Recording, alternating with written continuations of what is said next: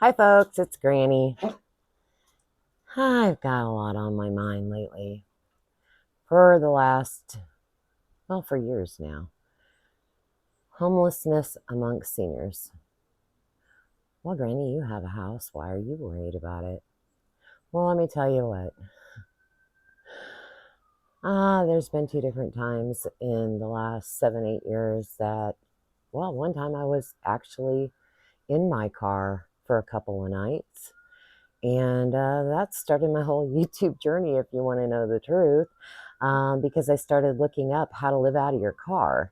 And it directed me to YouTube. And then there was all kinds of videos of people living out of their vehicles, living out of their vans, how to do it, where to do it, how to be stealthy, all kinds of videos about it. So that's kind of where it started for me. So after that scare, COVID hit. I was pretty stable for about a year, living with a friend as a roommate, and went back to school and got a job, and everything was going great. Awesome. And then COVID hit. School was cut short when I did finish it online, but I've been going to be a certified medical assistant, and guess what? In order to take your state boards to get your license, you have to do that in person. And at that time, 6 weeks into COVID, when I finished school, they didn't have that set up and they didn't have it available. And my situation changed. The person that I was living with let somebody move in because of COVID. They had known for a long time, and I knew them too, and I knew it was not going to be good for me. And I knew it wasn't going to be good for her either. And it turned out exactly the way I thought. But I didn't wait. I didn't stick around to find out. That's when I moved to Kentucky. And thank goodness that worked out for me, because I've been in the same place, same home ever since. And I have a wonderful landlord that promised me, as long as I paid my rent on time and took care of the place, that she would never raise my rent. And I've watched the rents triple in this area ever since then, and housing becoming really unavailable. And if you do find a place, it's triple the rent that it was 4 or 5 years ago. So I got here right as COVID hit, within a couple, 2, 3 months. And I was very lucky, very, very lucky. The thing is that my landlord also told me that when she got to retirement age, she was probably going to sell her real estate, her rental properties. And her and I are about the same age. And so that makes me nervous, because I'm fixing to turn 60, which means she's around the same age. What she means by retirement age, because her and her husband are farmers, it could be 80 before she retires, or it could be in a few years. I have no way of knowing. But I do know this. The number one rising demographic in our country for homelessness is senior citizens. Those numbers are really hard to accurately get on the internet. We can only go by what Housing and Urban Development is telling us as far as federal numbers. And I don't trust them. I don't trust those numbers. Those numbers are mostly based on people who have applied for emergency housing, people who are trying to get into like Section 8 housing or affordable housing. And not everybody applies for it, especially with a 2 to 3 year waiting time. Why apply? A lot of seniors that are finding themselves in this position have never had to reach out to the government for help in the past. A lot of them are finding themselves unemployed at 55, 60, 65 years old and cannot get reemployed. And I'm going through that myself right now. I've been at the same job for 5 years and I haven't had a raise in 4. And as you and everybody else knows, in the last 4 years, everything has increased 30 to 40%, depending on if you're talking about, I mean, my God, look what just happened with gas. So, utilities. My water utility went from being $32 a month to $74 within the last year or two. It just almost doubled overnight, and now it's even getting worse. I think they increased it again. I got to look into it. Same with utilities. So, how does one make it? Groceries. Groceries have gone up.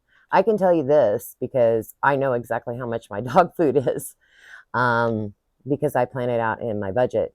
And it's the one thing that I can tell you has increased by 32% in the last 4 years. And I have 3 dogs, and they're not going anywhere. I'll feed them before I feed myself. They're my buddies, they're my best friends. And I took on a responsibility when I got them that I take seriously. So I know that. Dog food, 32%. Okay. So the homeless problem with seniors. I can go by the numbers from HUD. You know, they're saying 178,000 senior citizens, which they include above 55. I don't think that that's correct. I just think that is a number that's been given for those who have applied for emergency housing or assistance with housing. So the numbers are much greater than that.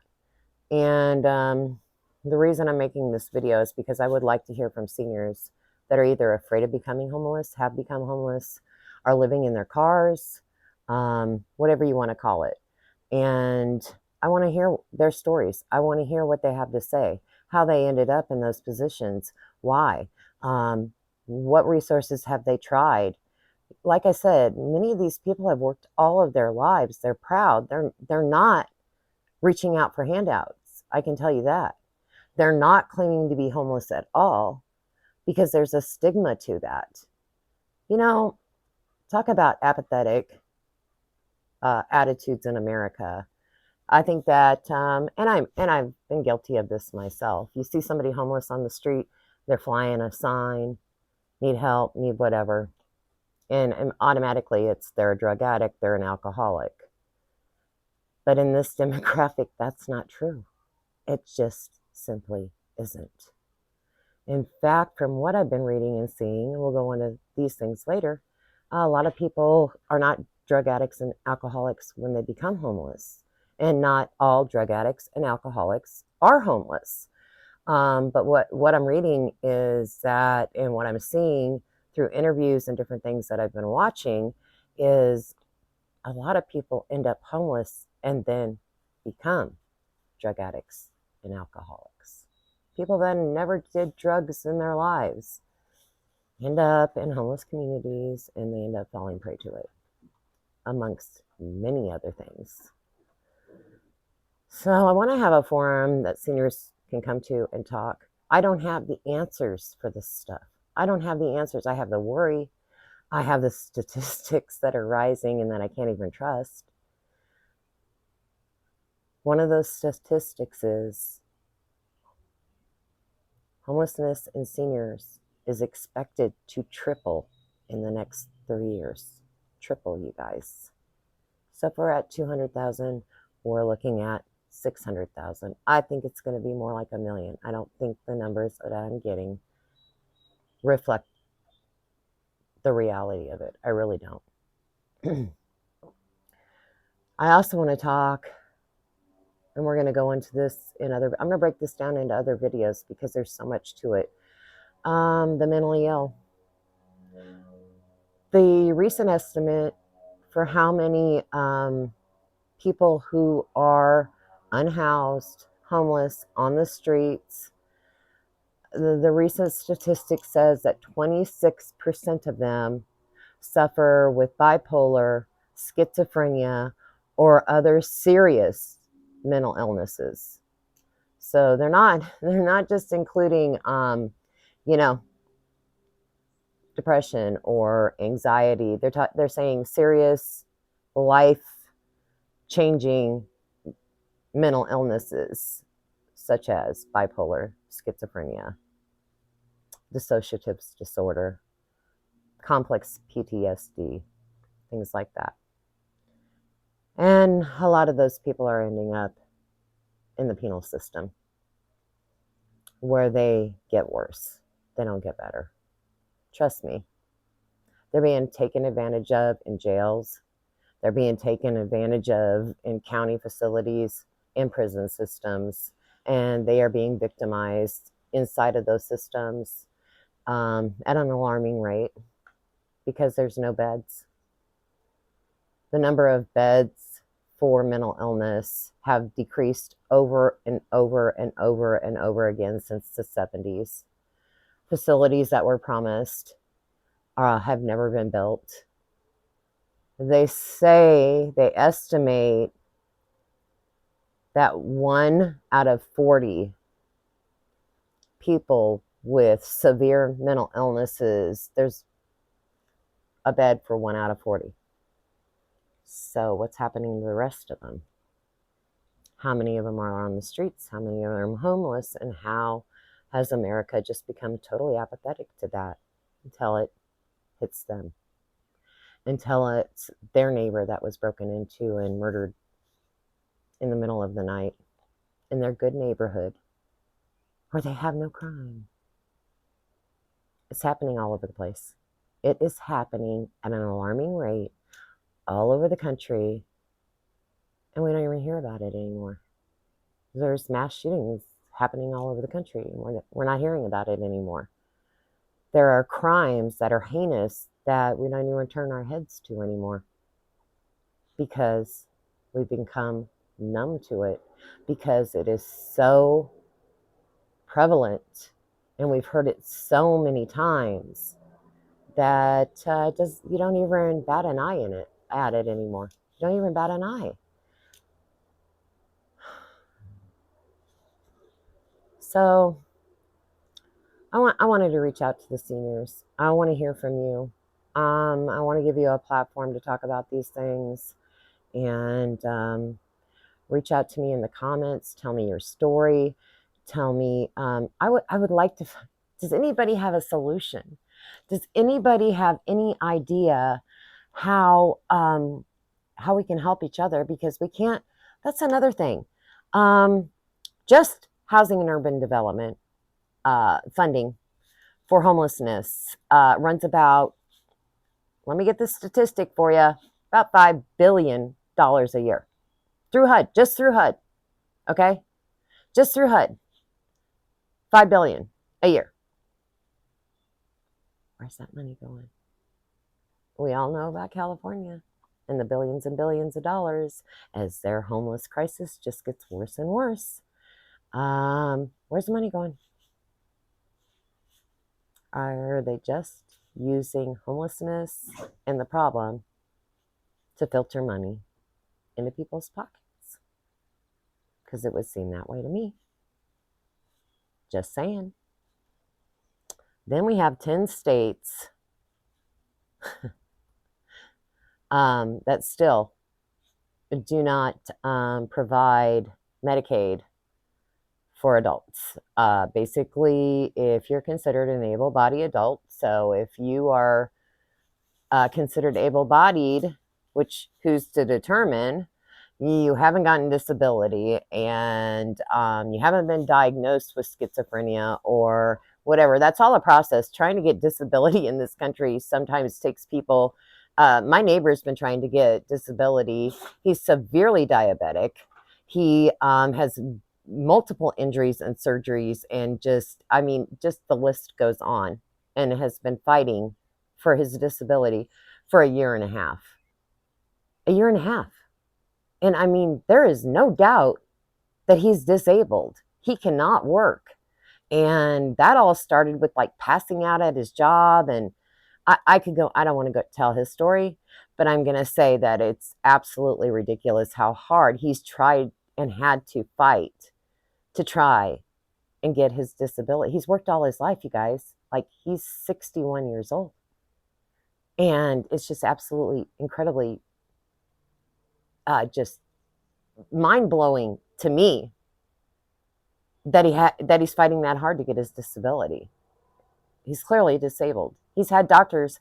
Yeah, I'm not going to go into it. That's another thing. But you can't get Medicaid in 10 states if you're considered an able-bodied adult, like my friend. So that's another thing. The whole fix of our medical system did nothing but destroy it even further and make it more complicated and make it so that insurance companies actually decide whether you get your treatment or not, whether you get your medication or not. And let's not even go into the expenses for these seniors for their medication, Medicare A, B, C, D, E, F, G, H, J. I mean, how far is it going to go? They worked all their life. Their medical should be fully paid for. They shouldn't have to have A, B, C, D, E, F, G. They shouldn't have to put $400 a month out for medication. It's absolutely insane. And how they are supposed to navigate that system by themselves and technology that it takes. They want them to download apps. They want them to do this. I know this is the truth. You can't get anybody on the phone. You can't go to an office anymore. It's absolutely insane, you guys. And I know that a lot of seniors are out there suffering, and I want to hear from you. I want to hear your stories. I want to hear if you have become homeless. I want to hear about that. If you're fearing becoming homeless, I want to hear about that. And if you have an answer to why you didn't become homeless or an idea, we can't in no way, shape, or form look to the government for help anymore. The reality is they're not helping people. They're not. We've got a problem. As citizens, how do we band together and help each other? Because that's the only answer that I can see. And Granny wants to hear about it. I want to hear your input on this. I want you to have a voice, to be able to talk about it.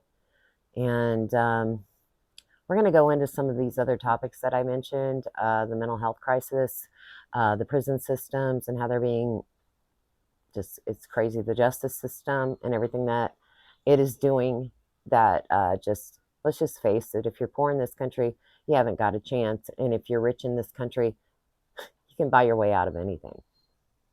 Am I wrong? Am I wrong? Tell me I'm wrong. That's okay. You can disagree with me. You can tell me I'm wrong. You can give me your point of view from a completely different perspective, and I'll listen. Because you know what? That's how I learn. That's how we all learn. And I think that's part of the problem. This red, blue Kool-Aid shit, sorry, has been going on too long. It just has. It's got us divided.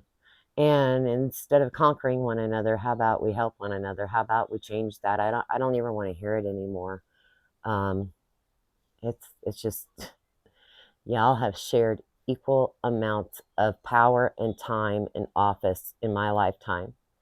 And I've only seen things get worse and worse. And the lies and the deception and the fraud and everything else has just gotten worse and worse and worse. You've killed the middle class. There is no middle class for seniors anymore, I can tell you that. I want to hear your thoughts. We're going to go into some of these other topics, like the penal system, the mental health system, in future videos. I hope to find some answers. I hope to see some hope. I hope to find things that we can pass on to one another that will help people. And mostly, I want to give seniors a voice. So please, please leave in the comments what you think about this topic and your experience, your fears, your ideas for a better world for seniors. Granny's got to go. Talk to you soon, guys. Bye.